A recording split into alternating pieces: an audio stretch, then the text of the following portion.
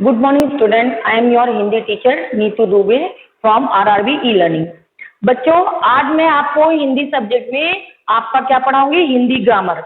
Hindi grammar में भी हम आज क्या पढ़ेंगे, संज्ञा के बारे में पढ़ेंगे। ठीक है बच्चों। बच्चों जहां तक आपको पता होगा पिछली क्लास में मैंने पढ़ाया था कि संज्ञा किसे कहते हैं। संज्ञा किसी व्यक्ति, वस्तु या स्थान के नाम को संज्ञा कहते हैं। नाउन जैसे आपने इंग्लिश में पढ़ा ना बच्चों, noun is the name of person, place और थिंग, या फिर naming word is known as noun. आपने इंग्लिश में पढ़ा, इंग्लिश ग्रामर में। तो जिसका भी कुछ नाम होता है इस संसार में, चाहे वो व्यक्ति हो, वस्तु हो या स्थान हो, जिस चीज का जिसका भी कुछ नाम होता है वो क्या कहलाती है, संज्ञा कहलाती है। इंग्लिश में इसको कैसे डिफाइन करते हैं, naming word is known as noun. जिसका भी कुछ नाम होता है वो संज्ञा कहलाती है। जैसे नदी, तालाब, शहरों के नाम, शहर भी संज्ञा है। और शहर का अगर कुछ नाम होता है जैसे कानपुर, दिल्ली, बॉम्बे, तो वो भी संज्ञा है। अब इसमें क्या क्या चीजें आती है, संज्ञा के अंतर्गत क्या क्या चीजें आती हैं, व्यक्तियों के नाम, वस्तुओं के नाम और स्थान का नाम। अब व्यक्तियों के नाम में क्या आ जाएगा बच्चों, जैसे किसी का भी नाम, जिसका भी कुछ नाम होगा, राम, श्याम, सीता, लड़की, गीता, है ना, औरत। अगर औरत है तो भी संज्ञा है, और औरत का नाम सीता है तो भी संज्ञा है। ठीक है, ऐसा कंफ्यूज होने की जरूरत नहीं है कि उसका नाम तो सीता है तो सीता संज्ञा हो गई, लेकिन फिर औरत क्या हुई, औरत भी संज्ञा होगी। और अगर उसका कुछ नाम सीता है तो सीता भी संज्ञा होगी।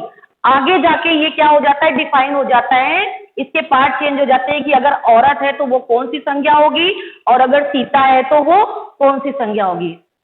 ठीक है बच्चों। इसी तरह स्थान के नाम में भी होता है। अगर किसी भी चीज का नाम है, किसी भी स्थान का नाम है तो वो संज्ञा है। अगर शहर है तो भी संज्ञा है, और अगर कानपुर है तो भी संज्ञा है। भारत, अमेरिका, जापान, कोई भी विश्व में जो भी चीज है और जिसका कुछ नाम होता है उसको हम क्या कहते हैं, संज्ञा कहते हैं। अगर भारत है तो संज्ञा है, अगर देश है तो भी संज्ञा है। ठीक है। अब स्थान का हो गया, उसके बाद क्या आती है, वस्तु आती है।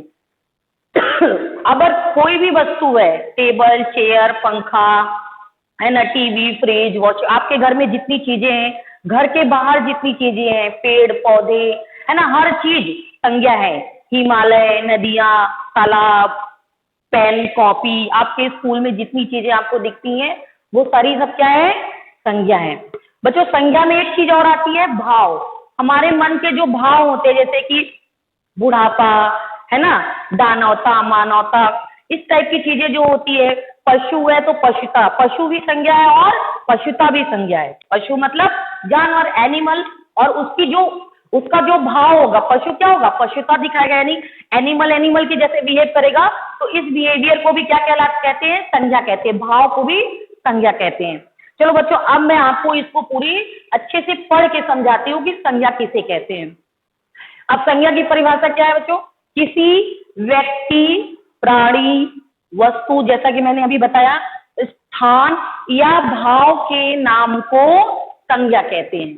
ठीक है बच्चों, क्या पढ़ा हमने, किसी व्यक्ति, प्राणी, व्यक्ति या प्राणी दोनों हो सकता है, व्यक्ति के अंदर इंसान और प्राणी मतलब जानवर। किसी व्यक्ति, प्राणी, वस्तु, स्थान या भाव के नाम को संज्ञा कहते हैं। ठीक है। अब कुछ शब्द संज्ञा है, जैसे प्राणी। प्राणी में कौन आ गए, महात्मा गांधी, इंदिरा गांधी, राम, सीता, गीता, पुरुष, नारी, स्त्री, है ना। ऐसा नहीं कि यहाँ महात्मा गांधी और इंदिरा गांधी लिखा है तो सिर्फ आप ये सोचो कि महान लोगों को ही संज्ञा कहते हैं। स्कूल के बच्चे, विद्यार्थी, बालक, है ना, कोई भी चीज संज्ञा हो सकती है। आपका जो नाम है, आपका नाम अगर यहाँ लिखा होगा तो वो भी संज्ञा होगी। अब दूसरा क्या आता है, वस्तु। यहाँ पे भी वस्तु लिखा है ना, तो अब वस्तु को उदाहरण क्या होगा, पंखा, फूल, किताबें, पुस्तकें, टेबल, चेयर, मोबाइल, इलेक्ट्रिक सामान, नॉन इलेक्ट्रिक सामान, कुछ भी चीज जो होगी, वो जो भी कुछ सामान होगा, वस्तु होगी, वो संज्ञा कहलाएगी। उसके बाद क्या आता है, स्थान। स्थान में कानपुर, बनारस आदि। अब बच्चों मैंने यहाँ पे 2-3 उदाहरण दे दिए हैं। आप जब एग्जाम में लिखोगे तो आप भी 2 ही 3 उदाहरण लिखोगे, लेकिन मैं समझाने के लिए आपको बता दूं, स्थान के नाम में विश्व में जो भी स्थान होगा, जो भी जगह होगी, वो क्या कहलाएगी, संज्ञा कहलाएगी। जैसे शिमला, कानपुर, हरिद्वार, है ना, इलाहाबाद, आपका इलाहाबाद भी संज्ञा के अंतर्गत ही आएगा। जो भी नाम होगा, जापान, अमेरिका, ऑस्ट्रेलिया, जिनका भी कोई भी जगह होगी, उस जगह का कुछ नाम होगा तो वो क्या कहलाएगी? संज्ञा। नाम, उसके बाद क्या आ गया बच्चों? भाव। जो कुछ भी भाव होगा, जैसे यहाँ पे लिखा है पशुता, दानवता। अब अगर कोई स्त्री है तो उसका भाव क्या होगा? स्त्रीत्व, ममता, इस टाइप की जितनी भी भाव होंगे वो सब किसके अंतर्गत आएंगे? भाववाचक संज्ञा के, है ना। भाव संज्ञा, संज्ञा का भाव हो गया। अब बच्चों हम क्या पढ़ेंगे कि संज्ञा, अभी तक हमने क्या पढ़ा कि संज्ञा किसे कहते हैं और संज्ञा के उदाहरण पढ़े हमने, ठीक है। संज्ञा किसे कहते हैं और संज्ञा के अंतर्गत क्या क्या चीजें आती हैं। अब बच्चों हम क्या पढ़ेंगे? संज्ञा के भेद, टाइप्स ऑफ नाउन। आपने इंग्लिश में पढ़ा ना, टाइप्स ऑफ नाउन, ऐसे ही अब हम हिंदी में पढ़ेंगे संज्ञा के भेद। बच्चों संज्ञा के कितने भेद है? 3 भेद है, 1, 2, 3, ठीक है। पहला क्या है? व्यक्तिवाचक संज्ञा, व्यक्तिवाचक संज्ञा। दूसरा जातिवाचक संज्ञा और तीसरा भाववाचक संज्ञा। अब इसके आगे मैं एक एक संज्ञा को आपको अलग अलग परिभाषा के साथ एक्सप्लेन करके बताती हूँ। बच्चों जैसे कि मैंने अभी आपको बताया कि संज्ञा के भेद क्या होते हैं। संज्ञा के कितने भेद होते हैं? 3 भेद होते हैं, व्यक्तिवाचक संज्ञा, जातिवाचक संज्ञा और भाववाचक संज्ञा, ठीक है बच्चों। अभी तक हमने संज्ञा के विषय में बात पढ़ा था, अब हम आपको उसके भेद बताएंगे। संज्ञा के 3 भेद हैं। पहला क्या है? व्यक्तिवाचक संज्ञा, दूसरा क्या है? जातिवाचक संज्ञा और तीसरा क्या है? भाववाचक संज्ञा। अब हम तीनों संज्ञाओं की परिभाषा उसके उदाहरण के साथ पहले देख लेते हैं बच्चों, फिर मैं इसको पूरा अच्छे से आपको समझा दूंगी, ठीक है। परिभाषा, व्यक्तिवाचक संज्ञा की परिभाषा। जिस संज्ञा शब्द से किसी विशेष व्यक्ति वस्तु की जानकारी प्राप्त होती है उसे व्यक्तिवाचक संज्ञा कहते हैं, ठीक है बच्चों। क्या लिखा है यहाँ पे? जिस संज्ञा शब्द से किसी विशेष व्यक्ति वस्तु की जानकारी प्राप्त होती है उसे व्यक्तिवाचक संज्ञा कहते हैं। इसका उदाहरण क्या है? जैसे कि रामायण हिंदुओं का धार्मिक ग्रंथ है। दूसरा एग्जाम्पल क्या है? उदाहरण, निखिल मेरा सहपाठी है। सहपाठी मतलब क्लासमेट, ठीक है बच्चों। अब मैं पहले व्यक्तिवाचक संज्ञा को आपको अच्छे तरीके से एक्सप्लेन कर देती हूँ। व्यक्तिवाचक संज्ञा जिसमें इसमें क्या लिखा हुआ है? किसी विशेष व्यक्ति। यहाँ पे क्या लिखा है? किसी विशेष व्यक्ति। बच्चों जब किसी स्पेसिफिक पर्सन के बारे में हम बात करते हैं, व्यक्तिवाचक संज्ञा को हम लोग इंग्लिश में क्या कहते हैं? प्रॉपर नाउन, ठीक है। तो जब हम किसी खास व्यक्ति, किसी एक व्यक्ति की तरफ को निश्चित करके निश्चित व्यक्ति, वस्तु या स्थान के नाम को क्या कहते हैं? जो है व्यक्तिवाचक संज्ञा कहते हैं, ठीक है। अब किसी विशेष व्यक्ति, वस्तु और स्थान के नाम को हम कहते हैं कि व्यक्तिवाचक संज्ञा। जैसे यहाँ पे रामायण, अब हम इसको एग्जाम्पल के द्वारा समझेंगे। रामायण हिंदुओं का धार्मिक ग्रंथ है, ठीक है। अगर यहाँ पे होता कि धार्मिक ग्रंथ है तब तो ये व्यक्तिवाचक संज्ञा नहीं होती, क्योंकि इसमें किसी खास, किसी स्पेशल जो है बुक के बारे में बात नहीं हो रही, किसी ग्रंथ के बारे में बात नहीं। धार्मिक ग्रंथ यानी कोई भी ग्रंथ हो सकती है, रामायण, महाभारत, भारत, है ना, और ये अपना सप्तशती, है ना, हनुमान चालीसा, कुछ भी हो सकता है। लेकिन अभी यहाँ पे क्या दिया है एग्जाम्पल में? रामायण। तो रामायण एक स्पेसिफिक ग्रंथ के बारे में बता दिया। तो जब स्पेसिफिक शब्द आ जाता है यानी कि खास या विशेष शब्द आ जाता है तो वो क्या कहलाता है? व्यक्तिवाचक संज्ञा, ठीक है बच्चों। अब इसी तरह देखिए, अगर होता कि वे सब मेरे सहपाठी हैं या मित्र हैं, ऐसा होता तो उसमें किसी खास का नाम नहीं लिया जाता, तो वो क्या हो जाता? व्यक्तिवाचक नहीं। अब यहाँ पे क्या है? निखिल मेरा सहपाठी है। निखिल कोई खास व्यक्ति होगा, किसी एक का नाम होगा, तो ये क्या हो गया? विशेष व्यक्ति हो गया, है ना। अब जैसे कि महान व्यक्तियों के बारे में भी बोला जा सकता है, जैसे महात्मा गांधी हमारे राष्ट्रपिता हैं।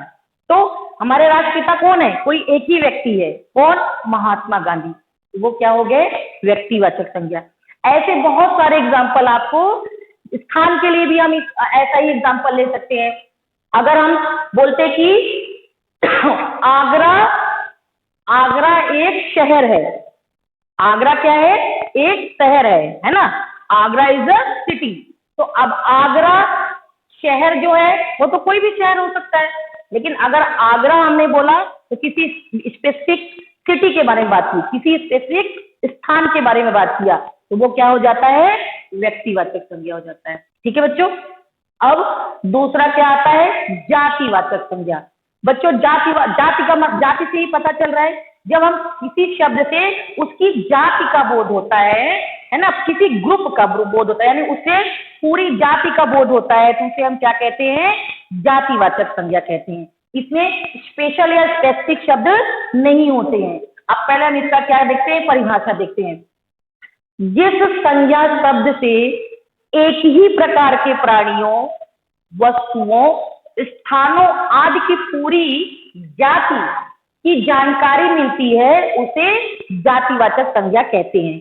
उदाहरण क्या है बेटा, मोर पंख फैलाकर नाच रहा है, या क्या हो गया, किसान खेतों में हल चला रहा था या चला रहे हैं, दोनों हो सकता है। ठीक है बच्चों, क्या हो गया, मोर पंख फैलाकर नाच रहा है, किसान खेतों में हल चला रहा था या चला रहे हैं। ठीक है, दोनों कुछ भी हो सकता है, चला रहा था यानी क्या हो गया, भूतकाल में। अब यहाँ पे क्या देख रहे हैं आप कि किसान खेत में हल चला रहा है, किसान का कुछ खास नाम, कोई भी किसान हो सकता है, कोई स्पेसिफिक नाम नहीं दिया हुआ है। तो जैसा कि आपको परिभाषा से ही पता चल रहा है कि किस प्राणियों के या व्यक्तियों, वस्तुओं या स्थानों के पूरी जाति का बोध होता है, यानी उसके पूरे ग्रुप के बारे में। जैसे यहाँ पे शेर जंगल का राजा है ना, तो यहाँ पे क्या हो जाएगा, शेर जंगल का राजा है, तो शेर क्या है, पूरे जंगल का राजा है, तो उसे कोई खास, अब अगर उसी में कोई प्रजाति हो जाती। अब हम एक उदाहरण ले लेते हैं, जैसे कि यह फल बहुत मीठा है, तो यहाँ पे फल का नाम नहीं है, यह फल बहुत मीठा है, तो यहाँ पे फल का अगर नाम नहीं दिया है तो वो क्या होगी, फल में तो कुछ भी आ सकता है, आम, अनार, अमरूद, कुछ भी आ सकता है ना। अब बच्चों मैं आपको व्यक्तिवाचक और जातिवाचक का डिफरेंस समझा देती हूँ, दोनों में अंतर क्या होता है। देखिए, जब हम किसी विशेष व्यक्ति के बारे में बात करते हैं तो वो क्या कहलाता है, व्यक्तिवाचक। लेकिन हम अगर उसी जाति के उस पूरी जाति के बारे में बात करते हैं तो वो क्या कहलाता है, जातिवाचक। जैसे यहाँ पे क्या होगा, राम विद्यालय जाता है। ठीक है बच्चों, राम विद्यालय जाता है, यहाँ पे क्या है, राम विद्यालय जाता है, तो कोई खास लड़का होगा जिसका नाम है राम, तो राम विद्यालय जाता है, हो गया। अगर हम इसे यहाँ पे हटा दें, राम हटा के लिख दे कि बच्चे विद्यालय जाते हैं, हमने अब यहाँ पे क्या लिख दिया, बच्चे विद्यालय जाते हैं। अब राम की जगह ये तो नहीं पता है ना कि कौन से बच्चे विद्यालय, किसी का खास नाम नहीं है, कोई स्पेसिफिक नाम नहीं है, तो यहाँ पे क्या हो जाता है कि बच्चे विद्यालय। अब जाता है कि बच्चे, एक से ज्यादा बच्चे हो गए, राम अकेला था इसलिए जाता है, अब तो बच्चे हो गए, क्या क्या हो गए, बच्चे विद्यालय जाते हैं, है ना। तो यहाँ पे यही अंतर होता है कि जब किसी का खास का नाम होगा तो वो व्यक्तिवाचक हो जाएगा, और जब किसी पूरी प्रजाति के बारे में बात करेंगे, अब जैसे यहाँ पे लड़का होता है ना, लड़के विद्यालय जाते हैं तो भी ये जातिवाचक होता, लेकिन यहाँ पर मोहन विद्यालय जाता है तो वो क्या होता है, व्यक्ति, क्योंकि मोहन कोई एक खास लड़का होगा। समझ में आया बच्चों आपको। अब हम तीसरी संज्ञा के तीसरे भेद की ओर चलते हैं और हम पढ़ेंगे भाववाचक संज्ञा। ठीक है बच्चों, भाववाचक संज्ञा की पहले हम परिभाषा देख लेते हैं, परिभाषा देखेंगे, उसके बाद उदाहरण देखेंगे और उसके बाद मैं इसको एक्सप्लेन करूंगी आपको। जिस संज्ञा शब्द से गुण, धर्म, कार्य, व्यापार या अवस्था का बोध होता है उसे भाववाचक संज्ञा कहते हैं।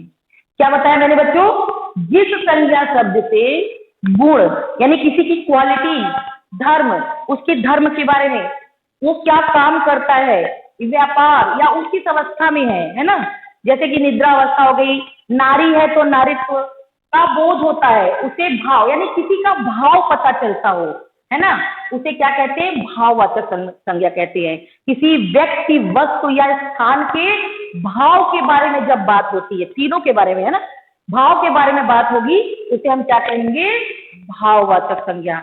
अब हम इसको उदाहरण के द्वारा समझेंगे। जैसे बागों में हरियाली छाई हुई है, ठीक है। बाघ क्या है? बाघ क्या है? बाघ एक बाघ है, बाघ संज्ञा है। अब हरियाली छाई हुई है, तो ये किसके बारे में बता रहा है? बाघ के बारे में। यानी ये बाघ के भाव को व्यक्त कर रहा है कि बागों में हरियाली छाई हुई है। हरी हरा होगा, हरा हरा हो जाएगा पूरे बाग में, तो वो क्या होगी? हरियाली छाई हुई है, पूरा हरा हरा दिखेगा, प्राकृतिक दृश्य दिखते हैं, तो उसको हम क्या मानेंगे? ये क्या हो जाएगा? भाव हो जाएंगे संज्ञा का। अब गन्ने में मिठास कम है, ठीक है। गन्ना क्या है? संज्ञा है, किसी व्यक्ति, वस्तु या स्थान, तो ये कुछ खाने की चीज है, वस्तु है, और उसमें मिठास है। तो ये किसका? ये जो मिठास इसमें आया है, ये जो आया है मिठास, वो किसके लिए आया है? गन्ने के लिए। और गन्ना क्या है? संज्ञा है। तो ये संज्ञा के भाव को व्यक्त कर रहा है, इसलिए ये कौन सी संज्ञा हो गई? भाववाचक संज्ञा। ठीक है बच्चों, अब हमने क्या पढ़ा? सबसे पहले क्या पढ़ा? व्यक्तिवाचक संज्ञा पढ़ी, उसकी परिभाषा पढ़ी, जातिवाचक उसकी परिभाषा और एग्जाम्पल, भाववाचक संज्ञा और उसके एग्जाम्पल। अब मैं एक बार आपको बिना ब्लैक बोर्ड के ही आपको समझा देती हूँ कि तीनों की डेफिनेशन क्या होती है, तीनों की परिभाषा क्या होती है।